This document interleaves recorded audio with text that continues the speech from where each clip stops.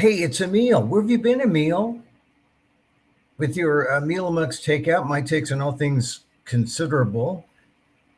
Well, I'm here in Orlando. I'm here in Orlando, Florida, and you know I like Orlando. Orlando is like they built the city, and there's not enough people in it, so there's no traffic to speak of. I mean, there's traffic, but don't tell anybody. I mean, they think they have traffic, but there's no traffic.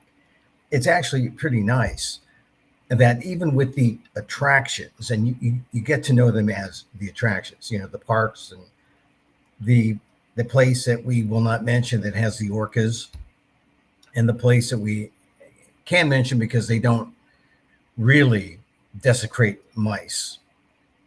Actually, they kind of honor the mice, but the attractions are what make Orlando Orlando. But there's a whole city, a whole downtown community around Rollins College, Winter Park, around there, that is really interesting and fascinating. So that's where the Fringe is in Lock Haven Park, the Orlando Fringe. If you're nearby, if you're within shouting distance, come check out my show today. Today, Wednesday, Emil Amok, lost NPR host, wily Filipino vegan trans dad. It's an expansion of the show I did in New York.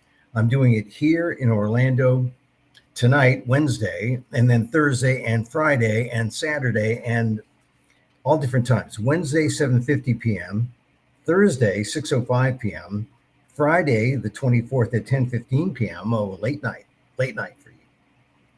Saturday, May 25th, 6:30 p.m. or 6:20 p.m., my farewell show. So, and then I'll be back in California.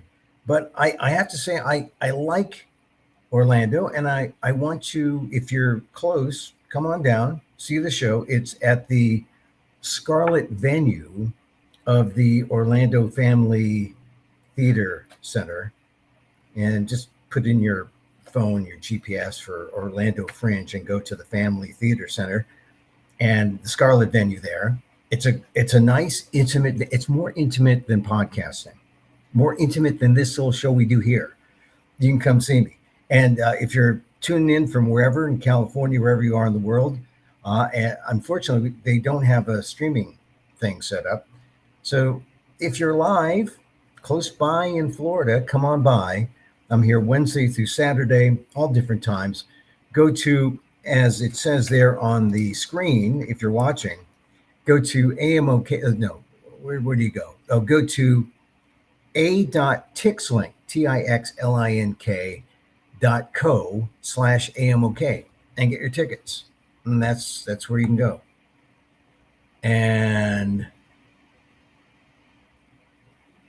so I just got a message saying, do something random for a sub. Do something random. Well, this is fairly random, I think, right? Just coming talking to you about my show.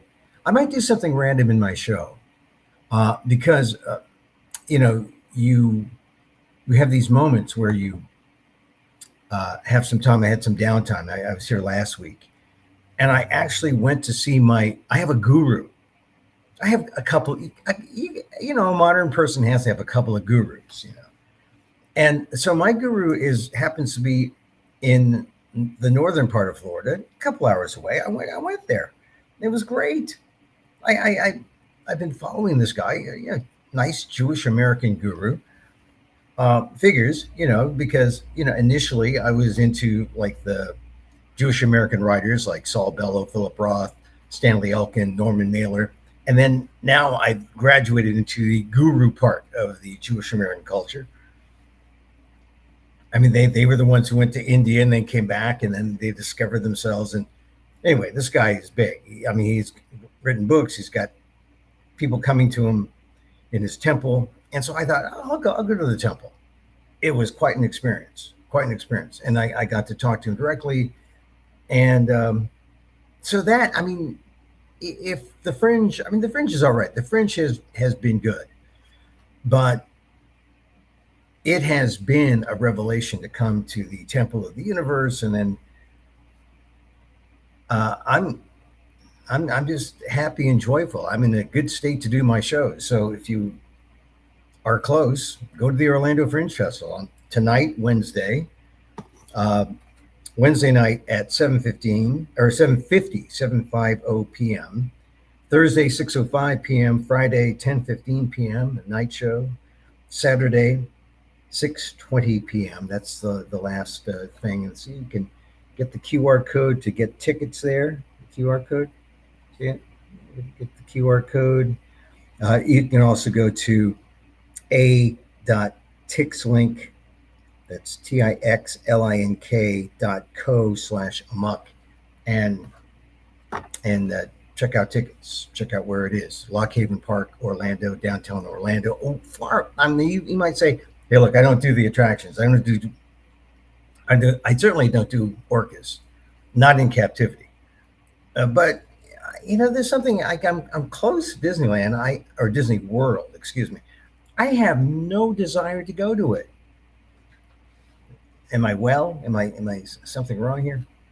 No, I have no desire to go, but I have a desire to see. Look at all these shows at the Fringe, and there's so many great shows at the Fringe. I some buddies of mine, um, Transmask, Transmasculine Cabaret starring Vulva Vavoom. That was a great show. I was in New York at the Fringe with the Vulva, and I missed it. I was just too busy schedule wise.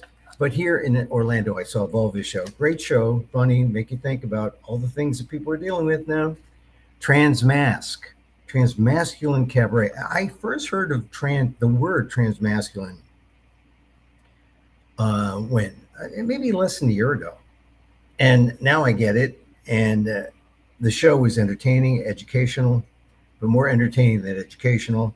Check it out, Transmasculine Cabaret starring Vulva Vavoom. And then her partner, Shane, does a show that I saw yesterday that was interesting.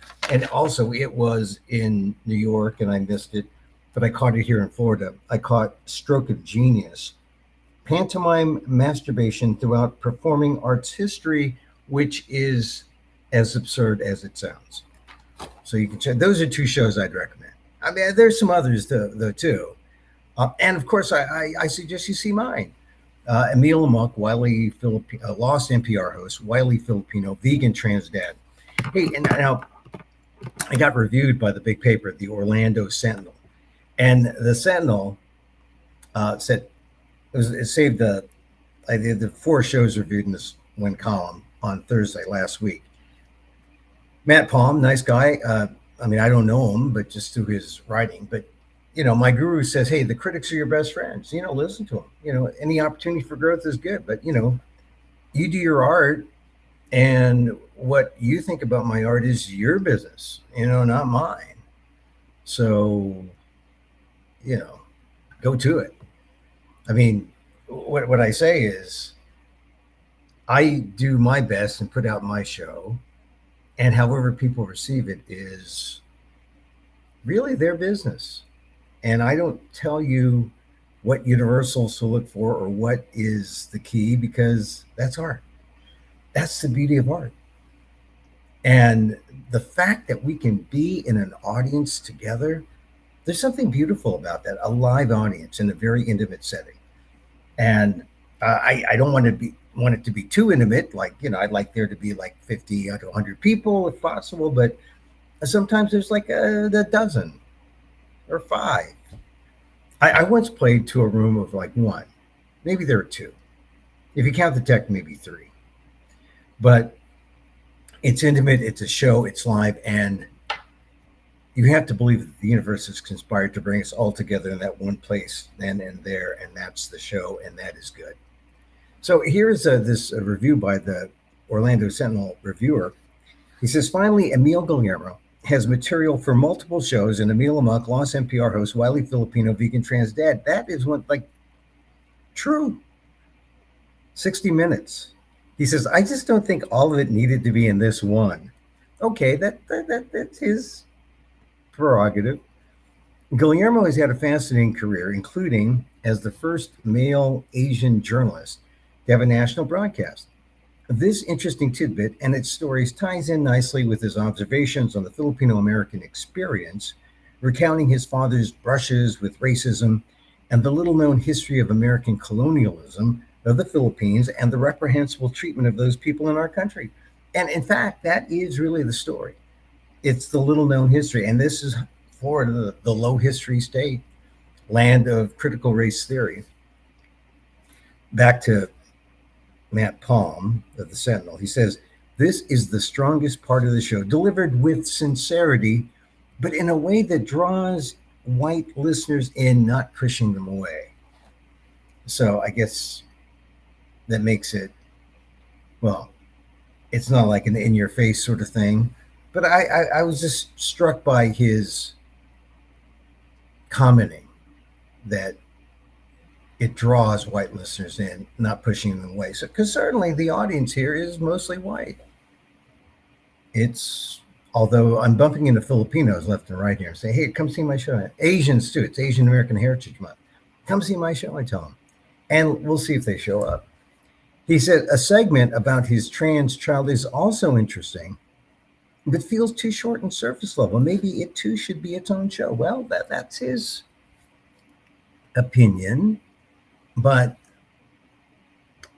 in my mind, that's still a work in progress. The story is in progress, but I guess that explains Trans Dad. But you should still see the show. Too short, surface level. Well, it takes up about 8 minutes of a 60-minute show, and within the arc of the 60-minute arc of the show that I'm presenting, that's a chunk. And then here's his last paragraph. "For me, shoehorning stand-up comedy into the mix was too much. Too much," he says. "Too much. I can't take it. I can't take it." And the type of humor jarring, well, I mean, it's sexy. It's not perverted. It's not dirty. The type of humor jarring when considered alongside the rest of the production. Well, yes, I mean, that's part of the juxtaposition between a kind of naughty, it's not really naughty. You're going to have to see the show. It's funny though, people laugh. But it is dirty. Is it dirty? It's not dirty. I wouldn't say it's dirty. But he says it's jarring when considered alongside the rest of the production, which talks about very serious things about the history of Filipinos and discrimination that people feel. It's just that, I feel that people want to have a few laughs, what they want entertainment. I provide it in a stand-up set. Now he says there's something to be said for something for everybody, and this show seems to be going for that. Well, sort of, but not really. It's really, as I say in the show, I am front loading the laughs because people want to be entertained. But he says a tighter, more focused experience would likely be more sad. Likely, yeah, likely. Like we know the likelihood. Will the former president be convicted?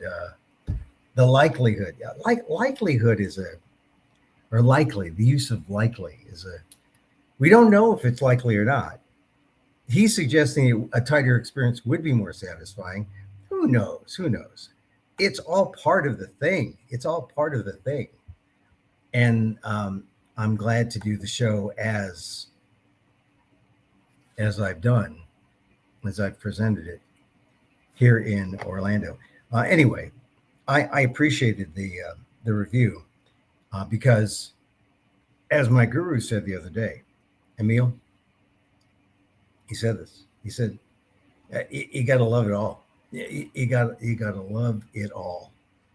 It's an excuse, not excuse. It's a reason to grow. Your critics are they're your best friends because they give you that reason to grow. That reason to grow. Of course they do. Anyway, Emil Amok, lost NPR host. I explained that. Wily Filipino. Oh, that's my dad. Wily Filipino, vegan trans dad. We explain that. Although, I'm inspired. Maybe in a future performance, I'll have to put on a dress or something. I don't know. We'll see. Hey, we talk about that. So that's what I'm doing here. I'm in Orlando doing my show, and I love the opportunity to come to Orlando and do the show. If you see this clip, take it, send it to people in Orlando. Come see it. Uh, my show is different. I mean, there are punchlines in my show, and I'm just talking. I'm just being live with you here. But if you're close to Orlando, check it out. And you can go there to a.tixlink, Tixlink .co/AMOK. I also explain Amok. A lot of people don't know Amok. They should. It's in the English language. It's in the dictionary. We talked about that. Anyway, so I'm having a good time here in Orlando, away from family and my home. But Orlando has its charming qualities. The people at the Fringe are very nice and charming, and the artists. I mean, there's a community of artists that you meet and develop, and that's kind of cool. Like I said, the artists from New York that I connected with, like Vulva and Shane and Tori Scheinman and Edu. Edu does a show called Born to be a Drag, I think. Born a drag is born. A drag is born to be a drag. Born to be a drag. The Donald Trump story. No, a drag is born. That is actually a fun show. So there are LGBTQ themes, but it's not exclusively that.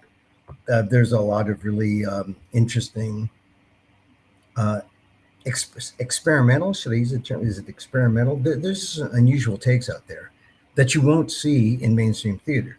And it's not that we all want to go on Broadway or we all want to be on Hollywood stages and be big stars. We just want to express ourselves, and this is a way. This is a way in the Fringe. Now, one of the things that I regret is that this coincided with the 50th anniversary of the Asian American Legal Defense and Education Fund's 50th gala. And I wanted to be there, but I was down here and there was just no way to go there and come back in a comfortable time to take care of my obligations here. And I just couldn't make it work. And so I sent my regrets. I saw it online. I will say this: seeing something online is not the same. The online experience was not the same, and I I regretted missing. I mean, I really regretted missing the 50th. It was a big celebration on Chelsea Pier, and it was just a celebration of the fight for civil rights for Asian Americans the last 50 years. And ALDEF, the Asian American Legal Defense and Education Fund, has been at the forefront. Now, later on, I'll be posting on their site at aldef.org/blog, and you'll see what I wrote. A kind of mea culpa for missing it, but also a realization that while they were celebrating the first 50th for the first 50 years, I was here in Florida fighting what will be the fights for the next 50 years, which is preventing the backsliding of our civil rights, preventing the reversal, which we already see it's happening, right? Abortion, voting rights. We already see that the next fight for the next 50 years is trying to shore up the victories we've gained and trying not to backslide as much. And sure enough, here in Florida, they have a law that they're trying to pass that ALDEF is fighting that prevents home ownership for Chinese nationals because of the xenophobic notion that everyone who's Chinese is a spy. We know that's not true. We know that's just a racist, xenophobic vision that has to be stopped, because people who are here in America are protected by the 14th Amendment, the Equal Opportunity Clause. And ALDEF is fighting that right now. And it's a law that was in the books 100 years ago and then has, was forgotten or taken off. But now they want to put it back on, essentially the same kind of law, alien land law. So, ironically, on the day they celebrated the 50th anniversary of civil rights for Asian Americans, ALDEF fighting for civil rights. I'm here in Florida where the fight continues for the next 50. Still grateful that, for what ALDEF has done and where we are now, because we are here because of the activists like those at ALDEF who brought us right here where we are now. But we find and we learn that the fight it's almost like a perpetual fight, right? A perpetual fight for our rights. It's a battle that we can't give up, because you give up and you slide back faster. That's what happens. So, a sobering kind of thought. I could have been up there celebrating for at least a few hours and flying back and then saying, oh, here I am back in Florida where we're still fighting these backsliding things that are happening. But it's also Asian American Native Hawaiian Pacific Islander Heritage Month, and we celebrate that. Really quite a thing that I'm here in a place where there are not as many Asians here in Florida. There are some, but get this. The largest Asian American group, according to the census, is Indian American. Indian American. And it goes to show just the great diversity. It's, a lot of people thought, oh, Asian American, that means Chinese. For a long time, the Filipinos were like nip and tuck, first and second. And then the last couple of years, last 10, 15 years, the immigration from India and population growth being what it is, boom, the Indians have overtaken the Filipinos, and now it's Chinese, Indian, and Filipino. This is Asian America today. About 27 million. 27 million if you count like the mixed race. Maybe 30 million if you count true Asian people, like Middle Eastern people are Asian. Really? So you can count the Palestinians and the Jews, Middle Eastern. Now you say, oh, come on, there's some people, some of those are white. Well, see, that's the thing, these demographic designations. At some point, Italians and Irish were considered not white, and then they became white. At some point, Asians will be considered white. I mean, what is it? How do you determine it? If you do it by ethnicity or geography, you end up with a kind of a muddled sense of who we are. But you also find out that, hey, we're all American. We're all diverse. We're all in America. And we're a diverse nation. And we should learn to get along. And part of learning to get along is knowing our stories, knowing what we're about, knowing our histories. And that's why I do this history show.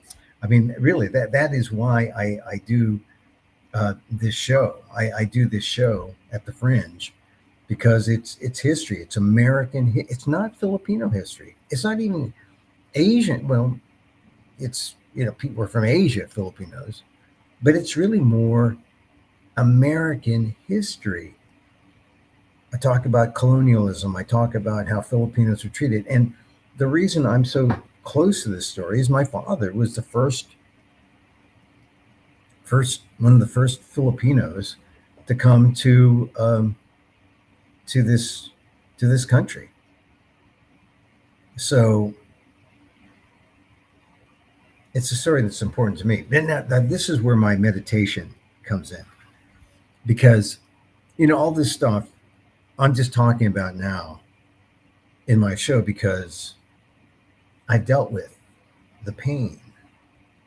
Because there's a lot of pain, a lot of things I wouldn't talk about, but I talk about it now. Why do I talk about it? Because I worked it out. I worked to like let go some of the bad things, and so I can concentrate on some of the good things about being Filipino in America or being American Filipino. And it's ironic because my guru, he asked me, oh, "What's your nationality? Where are you from?" And it kind of took. I was taken aback by that. I said, "Well, I'm American. My parents are from the Philippines. I was born here. So, once again, by that great 14th Amendment, birthright citizenship, I'm American. I'm American." And some people might look at me and say, "Wait a minute. I don't think so. Are you?" I mean, that's kind of the show that I do. And the show that I do when I talk here about race matters on Emil Amok's Takeout, my takes and all things considerable. So I hope I'm going to end it here and then just go back and to repeat and send this link to other people. Um, my show's tonight at at 7:50 p.m. So I don't want to miss that. 7:50 p.m. Check it out. Emil Amok, Los NPR host, widely Filipino vegan trans dad. It's at the Scarlet venue at the Orlando Family Stage or Orlando Family Theater Center. I think they call it that. Just put it in your GPS as Orlando Fringe and you'll check it out. But definitely tonight, Wednesday the 22nd, 7:50 p.m. Thursday the 23rd, 6:05 p.m. Friday the 24th, 10:15 p.m. And then Saturday, May 25th, 6:20 p.m. And then go to a.tixlink, tix, Tixlink co at amok.com. So that's my show. Here's my card. The card, you can go to the QR code. QR code there. Check it out. Check it out. Here I am on the back. Oh, wow. Look at that. Look at that guy. And come see me. I'm in Orlando till the last show on Saturday, but I think I'll be watching some shows on Sunday. Heading back next week. But thank you for listening. It's been a while. It's been a while. We dropped a PETA podcast today. They're graduating from Harvard, I think today. There are a number of graduations took place. There's an Asian American graduation. There's like I said, they're doing it all differently.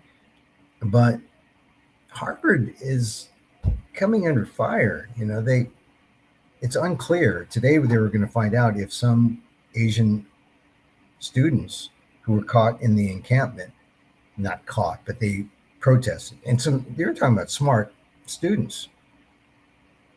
The question is whether they'll be allowed to graduate. So we should find out sometime today. I'll be back tomorrow. I mean, now that I find that I have the means in which to do a short thing, I'll do shorter things. But look, catch my show, Orlando Fringe, Emil Amok here. Go to amok.com for more information. Hey, thank you for listening. Thank you for being here. I like to end with a little meditation, a little loving kindness, because, it helps. You want to like rail out and get mad, but now if you send out the love, it comes back. It's good. It's good. Oh, so many times, a driver cuts me off. I feel like, but no, I'm good. And so, as I wish for me, I wish for you. May you be safe. May you be happy. May you be healthy. And may you live with ease. Ease. I said ease. Ease. Ease. I'm Emil Guillermo. Till next time. Maha.